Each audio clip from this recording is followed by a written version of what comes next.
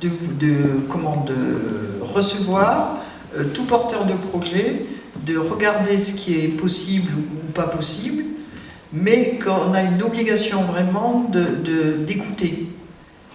Et que donc, à un moment donné, ça ne veut pas dire qu'on est obligé, enfin, on pourra prendre tous les projets, c'est impossible. Mais au moins, on a une obligation, c'est d'écouter, une obligation de recevoir, une obligation de comprendre. Et si la possibilité de développer un projet ensemble peut se faire, c'est l'idéal.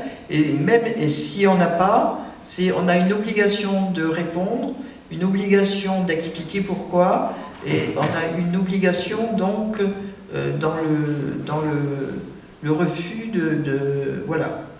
Donc je crois qu'on a, nous, des obligations très fortes par rapport aux porteurs de projets, d'être à l'écoute, d'essayer de comprendre, et surtout la possibilité aussi de soutenir des cultures émergentes. Moi, je pense que demain, l'avenir aussi, c'est de soutenir des cultures émergentes.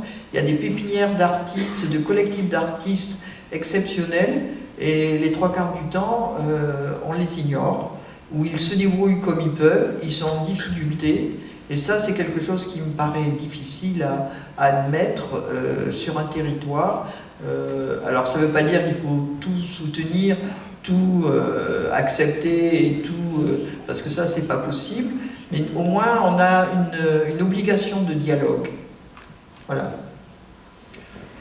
Bien, merci beaucoup Dany Buis. Donc en clair, ce que tu dis, c'est que l'avenir de la culture, c'est aussi l'appropriation d'un territoire, l'appropriation dans un territoire, par les acteurs du territoire, avec une véritable responsabilité du politique sur la manière dont le territoire va vivre sa culture. Oui, je pense que, enfin, encore une fois, le politique est absolument indispensable sur la réussite. Ça, c'est quoi qu'on en dise, le politique est indispensable, même si quelquefois on évite, si on pouvait ne pas les avoir, ça serait bien, Dixit Emmanuel, mais donc... non, c'est faux, là, je te cherche un peu. Et donc, le politique est indispensable, mais comme l'artiste, comme le citoyen, comme l'intellectuel, je crois que l'humanité est faite de ses richesses, et que si on veut vraiment avancer, ne plus justement être dans peut-être le rêve aussi, hein, parce que ce qui nous paraît intéressant, c'est d'être un peu dans l'utopie, le rêve, l'imaginaire.